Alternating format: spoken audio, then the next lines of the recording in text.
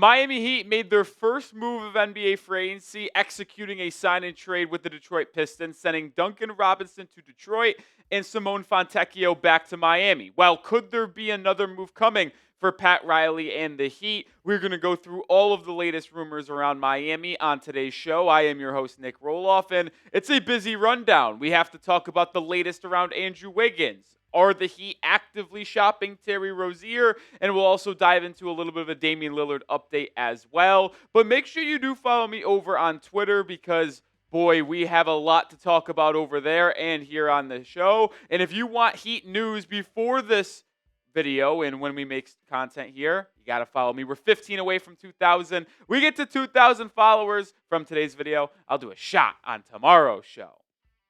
Let's get into Duncan Robinson now let's go Andrew Wiggins first. Mind is on Duncan Robinson. I wish he was still with Miami. To some degree, I do, actually. And I do think the Heat and Lakers are talking about Andrew Wiggins, but I think they get something done for Wiggins as well. This has been the team that has been linked to Wiggins the most, and to me, they are desperately looking for a 3-and-D wing, and Wiggins is the best available. And Charania talked a lot about what the Lakers could be prioritizing right now. And right before free agency began on June 30th, with all the LeBron stuff, Shams reported that the Lakers are prioritizing 2-year deals right now. They want to have space to offer a max contract in 2027. We're seeing a moment of truth between LeBron and the Lakers. Well, that's because LeBron could be expiring. They could look to trade him. I doubt they get traded. But the point is Andrew Wiggins. He's got a 2-year contract. Now, he does have a player option, not this year, but the year after for $30.1 million. And it does feel very likely that he opts into that because Andrew Wiggins is likely not going to be playing better than a $30 million contract. So Wiggins does under contract for 2 more years. And if the Lakers are really eyeing 2-year contracts to kind of set themselves for max slot free agency in 2027, then Wiggins does a lot for them because it solves a problem now, but it also keeps them flexible for the future. The Lakers, there's no secret what they're trying to do in the offseason right now. They're looking to acquire a starting caliber center and a defensive wing to replace Dorian Finney-Smith, who signed with the Houston Rockets in NBA free agency.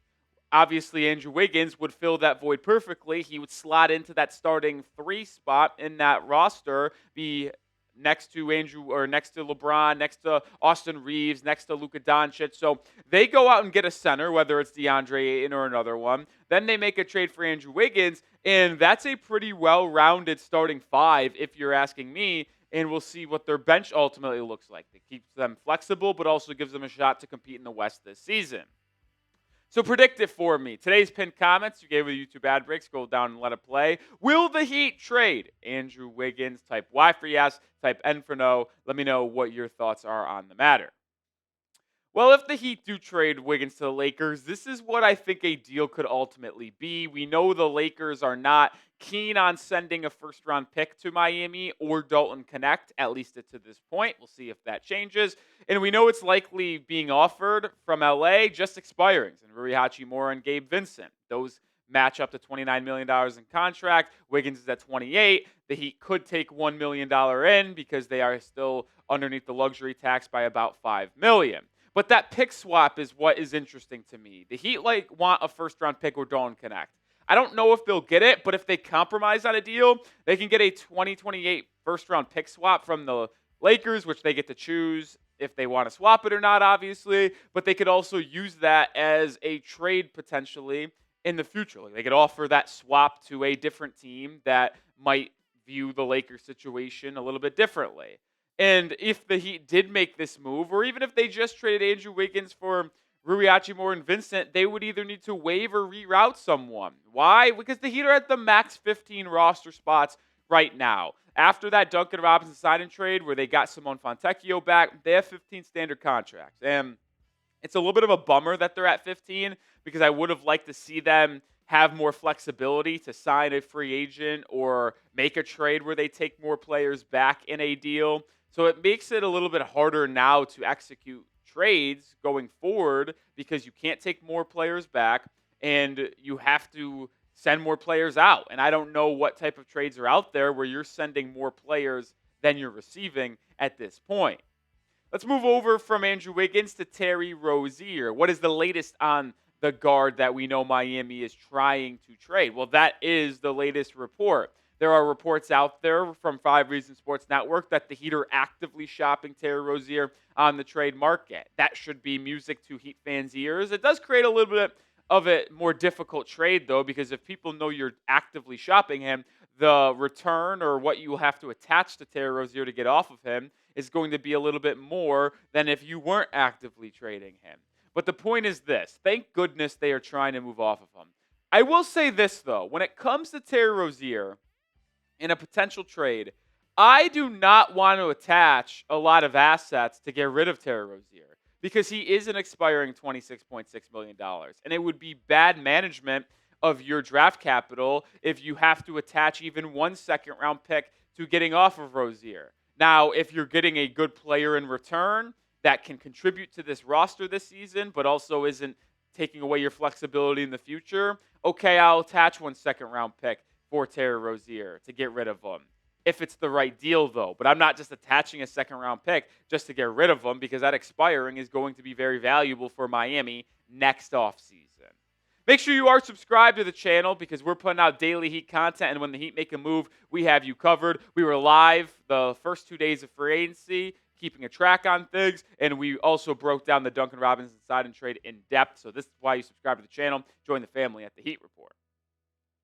The biggest Terry Rozier watch, if you will, is what's going on with John Collins in Utah. There's a lot of smoke around Collins in Miami. Jake Fisher, who was all over the Pistons Duncan Robinson thing, to where he was actually on it before the Heat beat reporters were.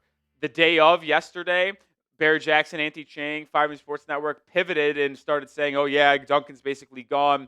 He's going to be a Piston in all likelihood.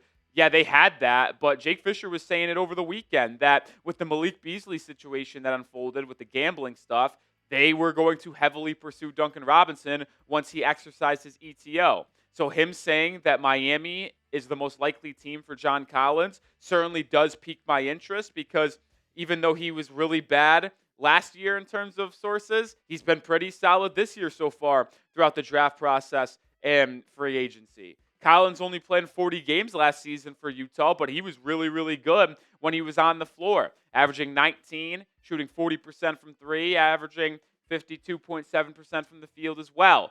I think he would come off the bench for Miami. He would be that rotational big man to Kel'el Ware and Bam Adebayo, to where you could play John Collins and Bam. You could play John Collins and Kel'el Ware together. And then obviously you would start Bam and Ware. I wouldn't start Collins at the 3, even though we did that a little bit in Utah at times. I would probably still prioritize starting a Nikola Jovic and Andrew Wiggins if he was still on the team and have Collins come off the bench. But him having the same exact expiring deal as Rozier, I would attach 1 second-round pick to Terry to get off of Rozier for John Collins because you keep the expiring, but you get a player that will help you more this season. That is certainly a more intriguing idea if you are asking me. All right, coming up in just 1 second, we'll close out today's show with a Damian Lillard update after he was waived by the Milwaukee Bucks yesterday. But get your Heat shirt on sale right now. It's available for $16. Sizes are running out. It's usually $30. You can get it for $16 when you go to chatsports.com/HeatShirtSale. Grab yours today. Links in the description and comments of today's video. Sizes are running out, so I don't know how much longer it will be available. But when you could get an awesome shirt for $16, which is $14 less than the original, I mean, you got to take advantage. Let's talk about Damian Lillard now because the NBA world was shocked when the Bucks signed Miles Turner to a $27.25 million deal and then waived Damian Lillard. And we know the Heat have been linked to him already. Anthony Chang of the Herald reported that the Heat have interest in Dame and are expected to make contact. Dame still has interest in Miami, so we'll see if that comes to fruition at any point. But Sam Amick reporting some other teams are interested in Damian Lillard.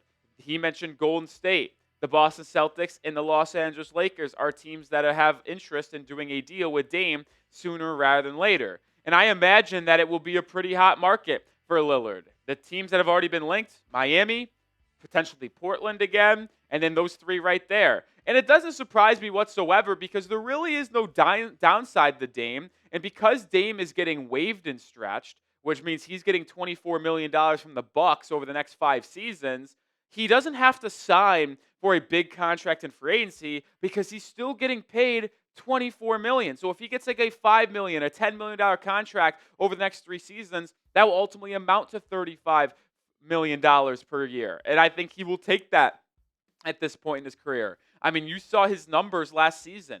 He played extremely well for Milwaukee. Yeah, he only played 58 games, but he was an all-star. He put up really good numbers, and him and Giannis just were unable to stay healthy together down the stretch of that season, which is why they were first-round exits for the 3rd straight season. Do you want to sign Damian Lillard? Type S for sign, type P for pass. Take the role of Pat Riley. Do you want to make that move? Let me know your thoughts. Listen, I am still in on Dame because he is still very, very good. You saw the raw production on screen a second ago, but the point of him is that he doesn't require athleticism to still be good. And you look at his shot chart from this past season in the regular campaign, does he put pressure on the rim? Not really, and he actually did struggle as a finisher at the rim as well, shooting just 60.7%, 6% under league average, but he is an excellent mid-range shooter still. When he gets bigs in the pick and roll and they're playing drop coverage, he just pulls up to that mid-range or hits a little sidestepper with ease. He's also obviously a prolific three-point shooter, shooting a good number overall, 37.7% above the break, which is 2% better than league average. And he's a pretty solid corner three-point shooter as well. And he shot just about 1% better league average from 8 to 10 feet inside the paint. The point is this. Damian Lillard, at this point in his career, doesn't rely on much athleticism to get off his shot. When he was younger in Portland and he was the number 1 option on consistent playoff teams that were winning series, yeah, his athleticism was big because he would drive to the paint, finish amongst a crowd, and even finish on top of you with a slam dunk as well. He's obviously not going to do that now. He's obviously not going to do that coming off of an Achilles injury, but it's not like he will fall off a cliff and just be an unproductive player like a John Wall after an Achilles injury. Well, those players that require speed and athleticism to beat you are the ones that could not come back after catastrophic injury.